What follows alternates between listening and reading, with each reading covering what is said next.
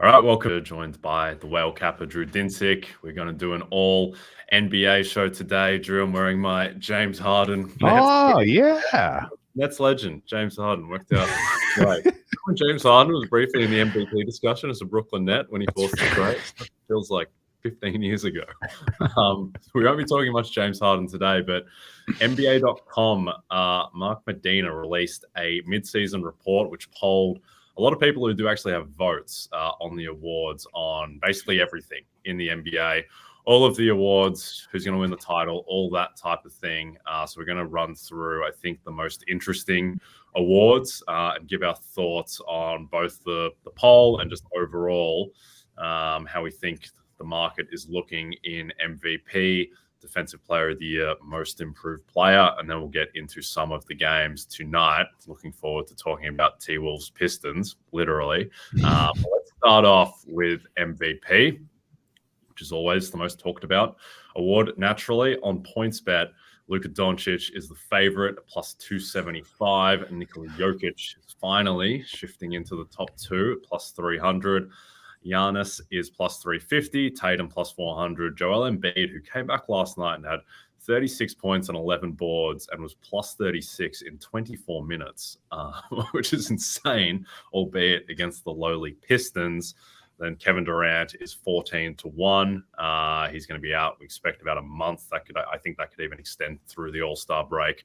And then I think the only other guy who is vaguely live at all is Stephen Curry at 50-1, but he's probably the last candidate once you get past Embiid. So in this poll yesterday, Drew, Luka Doncic got 43% of the vote, Jokic 40%, and then Giannis, Tatum 7% each, Durant 3%. Where are you at with this market at the moment? Yeah, it's a very complicated conversation because NBA has not gone well for me this season. I have a big red number to dig myself out of for the just regular season betting sides. And a lot of what I thought was going to happen preseason has just been very, very wrong. So I'm not really playing from a place of confidence when it comes to handicapping the NBA right now. And I read that article that you mentioned, and I was pulling my hair out with a lot of stuff I was seeing and reading, and I was like, am I this disconnected from what's actually happening in the league? Like, I don't understand what some of these opinions are. I'm not speaking specifically to the awards, but some of the other stuff, like what was the best moment of the season, and what was the, what's going to happen from here? Who's going to make a run? Like, I'm reading this stuff, and I'm just like, what sport are these people watching? What is happening here? And Luka Doncic being sort of the presumptive winner of MVP was one of those what is happening here moments, because I really do not feel like he deserves consideration on the same standing as Jokic. I feel like Jokic should be the clear favorite in this market, and the only guy that I think could realistically catch him is Joel Embiid, just because Embiid plays on the East Coast and because he can do superlative things in game, and he can put up statistical lines that look impossible. And I think Philadelphia could scoop the 1 seed still in an Eastern Conference that, as you mentioned, is dealing with issues. Nets missing Durant is going to be an issue. And just in general, Celtics coming back to earth, regressing and having not found their defense yet. They look vulnerable. So I think this is, Jokic's to lose, and 300 seems like a very bettable price. But, people have wanted Doncic to make this leap to MVP for so long. And like, there was always an error in the preseason and at the beginning of the season that it was like, it's his time. We need to give him recognition. But like, all I see when I watch Doncic and the Mavs play are his limitations. And like, in general, he can't elevate this squad. He makes the decisions, particularly in games where they are well ahead, where they are letting teams that have no business back into games back in, and they have a lot of no shows where I just don't believe in this Mavericks as a team, particularly as a regular season team. So I think Doncic probably falls out of the mix here from here, and I think Jokic at 3-1 is a fair bet. I think Embiid at 12-1 is a fair bet, and I think the rest are dead pool money. Yep, I'm largely with you on Jokic. And I think with this poll yesterday, this makes me feel more confident that Jokic is going to win. When you look at the people who are polled and kind of what that subset usually votes for, usually skews narrative. Jokic gets a lot more of the statistically based vote, and that comes, I think, from other places. So Jokic is splitting that vote like he did vis-a-vis Luka. The fact that he's got so much of the vote from that subset makes me feel very good that Jokic is going to win MVP. I think Jokic's pick against the field for MVP. I think that plus 300 is still a very good bet. I think that the reason he is so long and has been so long and has been, I think, mispriced every single day of the season is that people are falling back on, or the people who set these markets, they're falling back on, well, he's not going to win 3 in a row. Like, that's not a reason for him not to win MVP. If he's got clearly the best case, people aren't going to avoid voting for him because he's already won twice. That might be a small tiebreaker for some people, but people take these awards seriously enough, and there's enough information and data out there now that you can't just avoid voting for someone because they've already won it a couple of times. So I still think Jokic is the clear favorite. I think Luka, I would make Luka second favorite just because, I mean, statistically, he is now building a case. He is at the peak of his case right now, though. You look at estimated plus minus. He's the guy who's just behind Jokic at plus 8. But Jokic has still got the better case. And the problem is the Mavs are 23-19. They got a plus 1.1 point differential. Like, they're just not that good. Maxi Kleber being out is a killer for them. They're in the midst of, they've already lost 3 of the past 4. They lose last night to the Clippers. They're getting blown out at halftime. Luka minus 9. So I think that this part of the schedule is going to swallow up the Mavs a little bit. And you just look at Jokic's case, like the Nuggets, who have, I mean, they've got Murray and Porter back, but this team has still dealt with, injuries and teams being in and out of the lineup. It's still Jokic, still the Jokic show entirely. The bench is dreadful, but they're above plus 10 net rating when Jokic is on the floor. The Mavs are barely scraping plus 5 with Luka on the floor. And I don't think Luka has markedly less talent around him than Jokic. And I think that's what people are now looking at, those types of things. So I think Jokic is the clear deserving case at the moment. I think if he gets the 1 seed, he just automatically wins. I think if he gets the 2 seed, he likely wins too. Is there any of Giannis, Tatum, Curry? I think the rant's just done now. Anyone that we haven't talked about that you think has? Well, I'd like your opinion on Embiid, in particular, because the schedule, so the Eastern Conference is better than the West. I think we can both agree with that. The West has just more bottom feeders, and so Denver kind of getting the 1 seed seems more likely than any, picking your favorite Eastern Conference team and saying they'll get it. That said, the Philadelphia schedule between now and the All-Star break is super pudding soft. Like, this is they have 16 games where they're going to be favored by 5 points or more in a row, including a 5-game stretch on the road where they are going to have a decent advantage over every road team. They could potentially go 16-1 into the All-Star break, at which point they could have a gap created between them and the likes of the Celtics, the likes of the Bucks. And people were so convinced that the Celtics and the Bucks were the best teams that I feel like if the Sixers get to the top of the mountain and create space between them and the next best Eastern Conference team, people are going to be talking about them at the All-Star break like, wow, man, they're finally healthy and look how good this team is. They're just running amok. Granted, they're going to have done it against, inferior competition for a lot of these games. So I think, I'm kind of keeping an eye on that as far as just Philadelphia being able to flex a little bit, because I do have a ton of respect for them as a regular season team. Do you think that there would be a narrative at the All-Star break that could shift the market in Embiid's favor and away from Jokic just because of the East Coast bias if the Sixers are running? To me, yeah, I agree that Embiid is a bet at his current price. His price is too long. I think him and Jokic they're the horses to go to war with. Jokic, Embiid. And you know what? They've been the horses 3 years in a row. Right. There's a lot of anchoring here.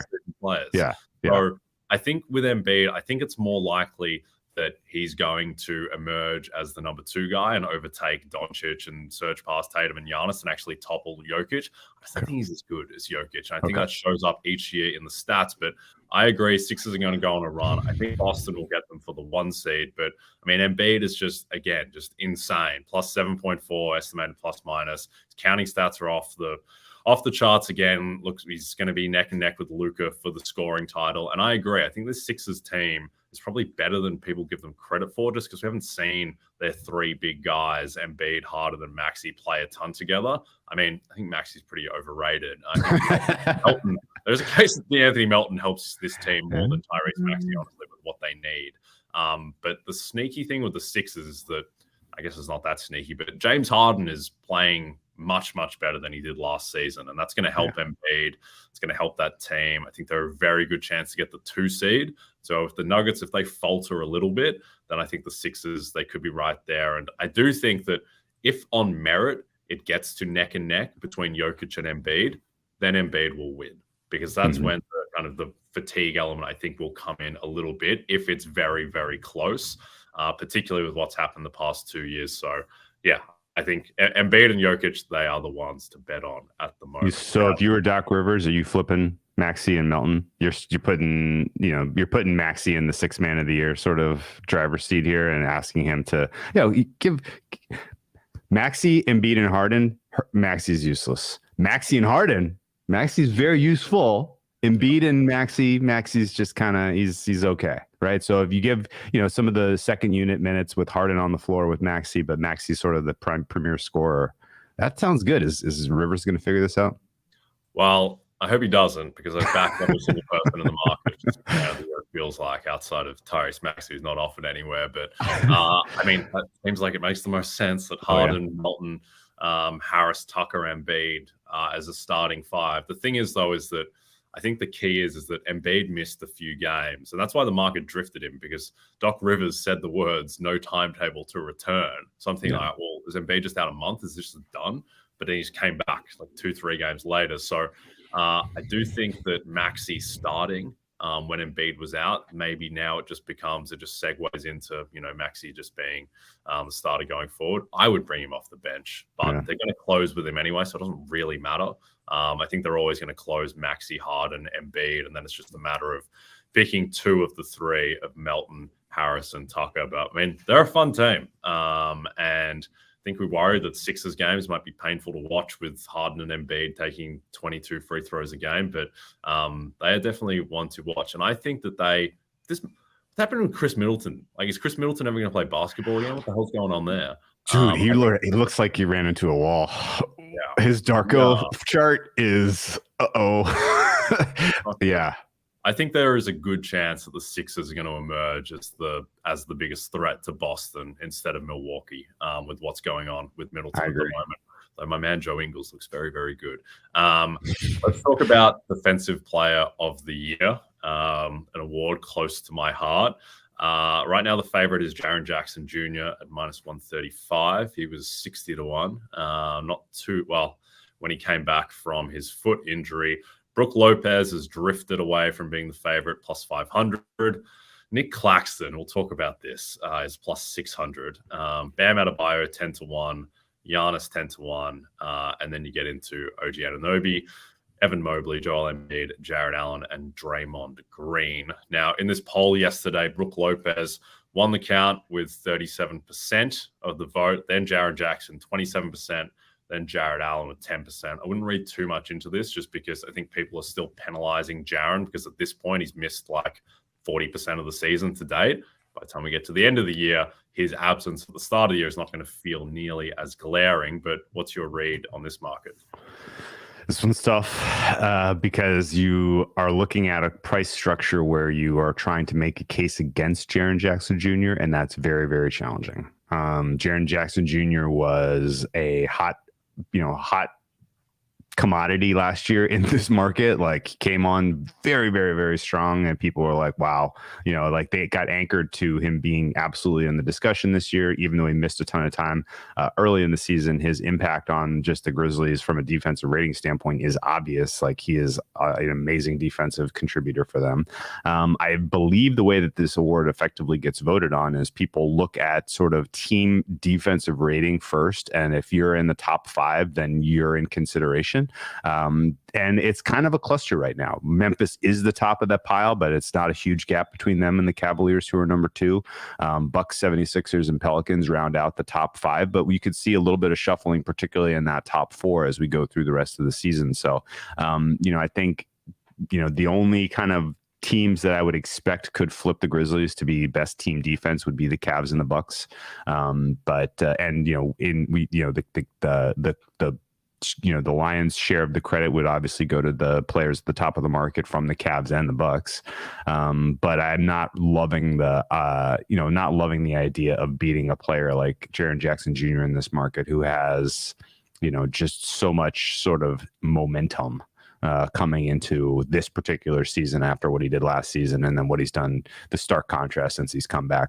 So I think I got to pass on this one, but I'm curious if you think there is a bet to be made down the board here. And, really, is there a team that's outside of the top 5 that you think can force their way in? Because, again, the gap is not that huge. Like, a team that's in the 6 to 10 range could very well find their way into the top 3, even just because these teams are so closely bunched. Yeah. Unfortunately, I think the best bet to be made in the market right now is the guy who's minus 135. Not fun tying up minus 135 for 5 months before your bet settles. But Jaren's case is so overwhelmingly the best right now. Like, they have the number 1 defense, and that's also, they got the number 1 defense having played 16 games without Jaren Jackson. Right. They have surged ever since he's come back. The defensive personnel is just too good between Jaren and Dylan Brooks and Steven Adams and Bane and the rest of their guys. And Jaren, I mean, just every way you look at it, like, he's probably going to lead the league in blocks. His defensive EPM right now is lapping the field. His Raptor is excellent. His on-off is insane. Everything just points to Jaren. He has so far and away the best case. The only thing is he's missed 16 games already, and so he is like a 2-week injury away from just being kind of excluded the same way that Bam Adebayo was. But I think his case is Bam Adebayo was last year when he missed 26 games. But I think Jaren's case is so strong that he doesn't even need the number 1 defense. I think so long as he has a top 3, top 4 defense, if he just stays healthy and maintains this level, I think he will just win. So I think that minus 135 is a little bit generous, even though it's no fun to bet on. In terms of further down the board, sickens me to even say this name out loud, but Rudy Gobert has turned the corner, and he has been past. It's just a 5-game sample, but they have 104 defensive rating with him on the court. When he's been on the court all season, they've actually had a defense that is equivalent to the best in the league. It's just the offense has been trash. His rim protection numbers of late are back to what they were last season. And look, he's 60 to 1. There's some 110 to 1 floating out there. Whoa. That's a little bit aggressive, isn't it, on Rudy Gobert when he's got the best defense in the league when he's on the court to be 110 to 1 halfway through the season. And I do think that this team, I mean, we love them preseason and they've broken our hearts, but I do think this team, like, the talent is still all there. They have good defensive personnel around Rudy, like Jaden McDaniels, Kyle Anderson. These guys have been great. Edwards has gotten a lot better.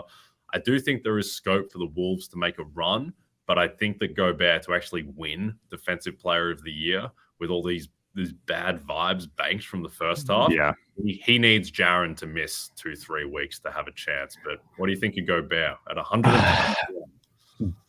Please don't make me believe in the Timberwolves again.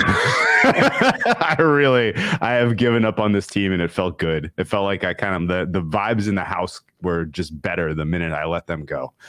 So I'm not going to get re-engaged with this Timberwolves team. Like, the minute I believe in them again, Sadiq Bey is going to go off for like 6 for 8 from 3 tonight and beat them. They're very, very, very stupid.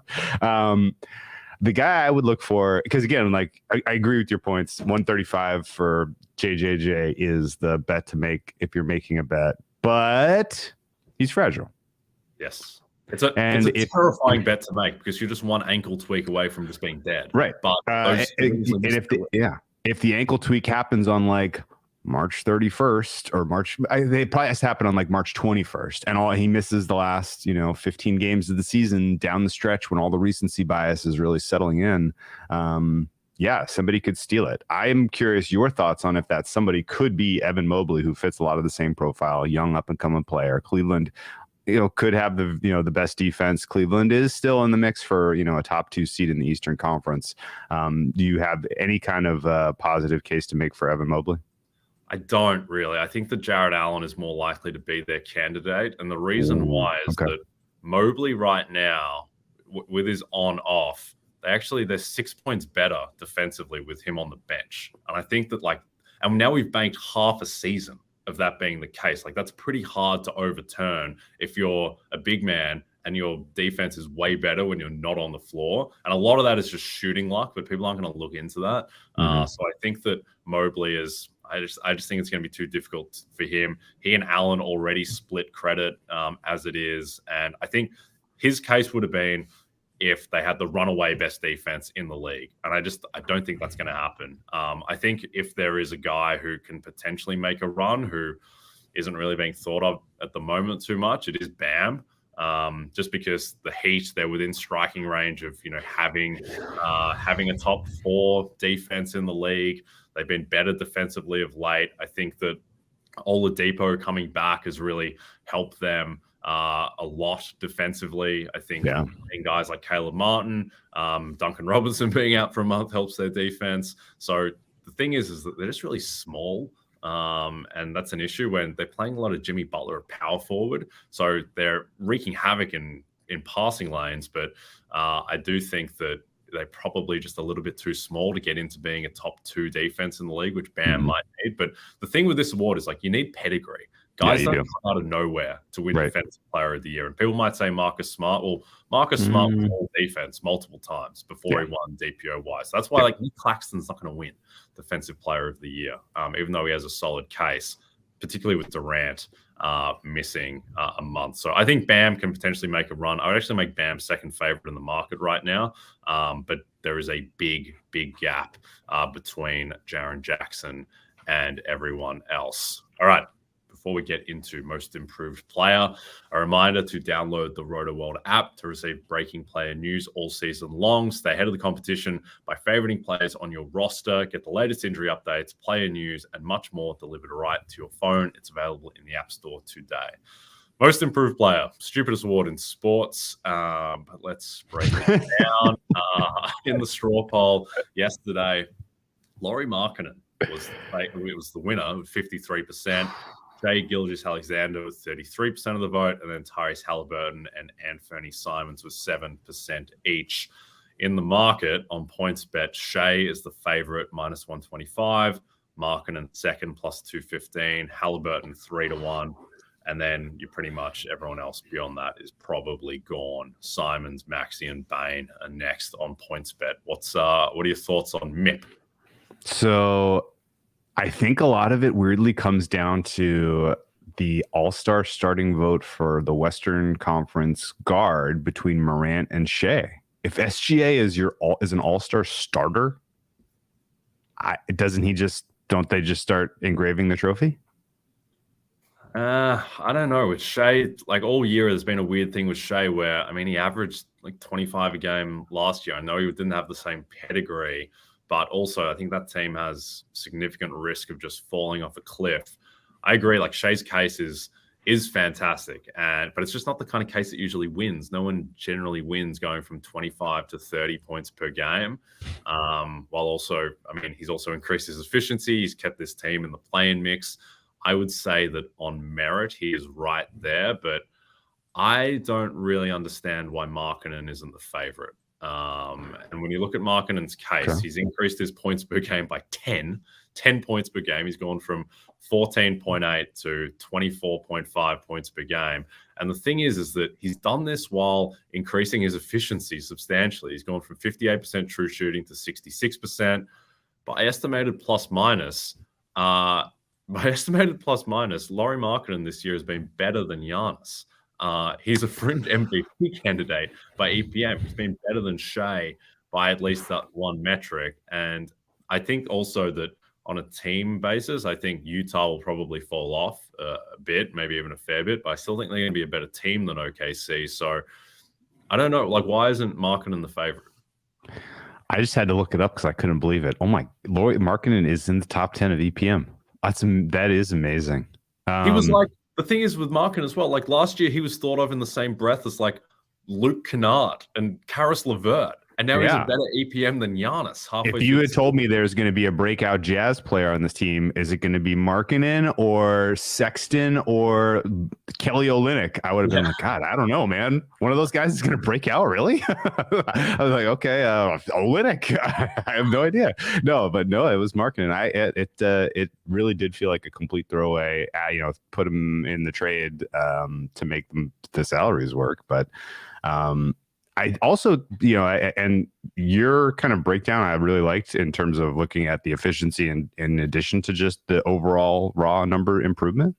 But I don't get the sense that that's the way the voters look at this, just because maybe I'm not giving them enough credit. Maybe the voting block has moved into a very, a different space in terms of embracing advanced analytics for NBA award voting. But, I think Shai benefits a lot from the fact that I don't think people realized he was a 25-point guy. Yes, 100% before, right? Like if you kind of, if you go to the average voter and you're like, what's your take on Shai? Is he going to make it? Like, is he a guy you build a team around? They would have been like, I don't know, can't stay healthy, 20 points a game. I mean, high usage, I guess. Yeah. I don't think you would have gotten a true reflection of what he was before this year. And so I feel like in the mind of a lot of the voters, the leap feels bigger than it maybe is. And he's played 37 games out of their 41 so far. So his availability has been a huge improvement as well, which definitely matters. So your point, though, about the Thunder falling apart or just in general, kind of, not being able to put together winning basketball down the stretch, I agree with that. Utah, similar kind of circumstance, although maybe Utah a little bit more likely to deal some pieces. And I don't really know who that helps more, so I'm inclined to say that this is not a decided award yet, but we've always kind of thought that the MIP goes to the guy that makes his first All-Star game. And right now, to me, that looks pretty clearly like Shai. Is Lauri for sure an All-Star reserve in your mind? I think so, just because the West front court depth isn't amazing. I think going through it previously, the guards are a bit stronger. Look, I think they're both going to be all-stars, so it'll probably cancel out a little bit. I don't think Shai is going to be a starter over Curry, Morant. I think those guys will get in over him, particularly with Curry coming back a little bit ahead of schedule. So I think Lauri has one of the greatest, most improved player cases of all time. And the thing is that he's much more of a conventional case than Shai. And I 100% agree with you that I think if you ask most people who just kind of follow the NBA but aren't in the weeds, if you ask them how many points per game did Shai average last year, they'd probably say 21 when he averaged 25. Yeah, 21, 22. Yeah, I agree 100%. So, and it's the same thing with Ja Morant last year, where Ja was better than people, I think, remembered. But anyway, I think Lauri has a better EPM right now than Donovan Mitchell, Giannis, Morant, LeBron. It's insane. This is one of the greatest, most improved player cases of all time. I think the only way it falls apart is if that team falls apart, which is possible. That's why I don't think he's minus 200 or anything. But I would make him the favorite, and I think plus 200 is a bet. Just quickly on Sixth Man of the Year. It's marketed as a total mess. We probably do a whole separate podcast on Sixth Man of the Year. Question from Jeff as well. Anything interesting? I think, as I take a look at the points bet odds at the moment, now Russ is the favorite at minus 110. I think that price is poison. I don't necessarily agree with Russ being the favorite. I think that if the Lakers make a play in, AD comes back, they restore some of the vibes. Russ has actually been good this year. People laugh at Russ because his shooting numbers are atrocious, but he's still an elite shot creator for others. Defensively, he's playing the best that he has in years, and he's bought in. So I think that Russ should be the favorite in the market. I just think his price should be twice what it is before I'd have any interest in backing it. Poole is going to have a really weird case because like all of his numbers are coming when he's starting, and he's probably gonna qualify for sixth man, but not like 40% of games. It's just gonna be a weird case. I think the best bet at the moment is on Victor Oladipo, who is still north of 100 to 1 to win this award, and the past 6 games, he is back. Like, he looks like old Victor Oladipo. They are playing him big minutes. They're giving him a lot of responsibility on offense, shot creation, because he's the only guy on the team who can do anything off the dribble outside of Jimmy Butler. Defensively, he looks like an absolute terror. Yes, he has missed 26 games, but this is a stupid award. No one really about it. So if Victor Oladipo plays 50 games and plays the second half of the season doing what he's done the past 6 games, I think he is extremely live to win sixth man. What do you think? You've sold me on this. And it really just comes down to the fact that the top of the market is just absolutely broken. Correct. Yes. I can already hear Zach Lowe talking about this particular vote on his podcast and influence everyone else, and the case is very straightforward. Why not Russ? Like, he played so poorly that he was benched. So now we're going to give him an award for the sixth man of the year? Like, no. Like, that doesn't happen. Like, that's not how that works. And so I do agree with you. Russ is not bettable. I'm curious, what do you make? So I can't add much. I love the Oladipo at the triple digits for six man to come out of nowhere. And you're actually talking me into thinking a little bit harder about betting some Heat futures because I think they're figuring out internally who their best 5 are, which is important because it's not obvious considering, who gets getting paid and, who is getting starter minutes. What do you make the Lakers to get into the playoff? Because it's getting crowded down there. Yeah, it is. I think the market is about correct on them. They're in like the plus 170 range or so. That seems about right to me. I think, and I know we hate talking about this thing. We've already talked about them. The T-Wolves are plus 200 to make the playoffs. And to me, that's too big. Like, they are going to go, I think, on a little bit of a run now. So to me, that's the best bet in that area. Just quickly before we move off, I think the other 2 best bets in this market, Bogdanovic is 22 to 1, and statistically he is going to have a pretty compelling argument. Just the Hawks need to turn their season around, but they are a lot shorter than 22 to 1 to at least fix themselves a bit and make him a strong candidate. Then he's been talked about a lot, and there's not much meat on the bone left, but Norm Powell at plus 1100. He went off last night for 27 points, and I think that's probably slightly above fair, 11 to 1. So he is a little bit interesting as well. All right. Before we get into the games tonight, just a reminder, if you don't have the NBC Sports Predictor app, go download it now. The contests are free and easy to play, and you have a shot to win thousands this weekend by predicting what will happen during the wildcard round and the Premier League this weekend, including 2 shots and $100,000 by guessing the outcome in our Sunday Night 7 contests between the Chargers and Jags, as well as Joe Burrow and the Bengals, and blank space and the Ravens. All right. Games we're circling in the NBA tonight. We talked about them. Minnesota Timberwolves -7. The Detroit Pistons. It's a lot of points for a team going up against the Pistons, but Pistons on a back-to-back. Wolves rested. I think the Wolves might have fixed themselves. I think they might be getting fixed. And I like this starting lineup. I like just having Anderson and McDaniels and Edwards and Gobert together. And finally, it is showing defensively. I think Edwards has taken a leap as well with Cat out. And they look more like a coherent NBA team. Start of the season, the Wolves are just doing so much stupid stuff. And so Edwards is questionable tonight, but I think he will go. He was questionable last game as well and played. So long as Edwards gets ruled in, I like the Timberwolves tonight to continue their mini renaissance. What do you like? Yeah, I agree with that case. Edwards, by the way, is a hot hand guy. So when he gets hot, you look the hell out. Like he definitely could, put together a month of basketball here that completely changes the fabric of their season. I 100% buy into that. Tonight's card is extremely tough. The month of January has been super weird because a bunch of fatigue has been working backwards. I don't know if I've ever seen a stretch this long, this clear. But the teams that are coming in a little bit tired are either planning for it, or the guys who are getting the relief minutes are just playing out of their minds as well. A lot of replacement players getting meaningful minutes right now across the NBA. So things are in a very, very weird spot. I make value on Houston against the Kings tonight. Houston, ought to be in the 7.5 point range. Market currently at 9.5 there. I make value on Washington over Chicago. Now Chicago's been stealing my lunch money for all season. Like, I don't know. Every time they're zigging when I'm zagging. So prepared to get hurt there. But I played a little whiz and you can get that at +1.5 now. So I think that's a fair play. And finally, Atlanta and Milwaukee is an interesting game. I think Atlanta's live in that one.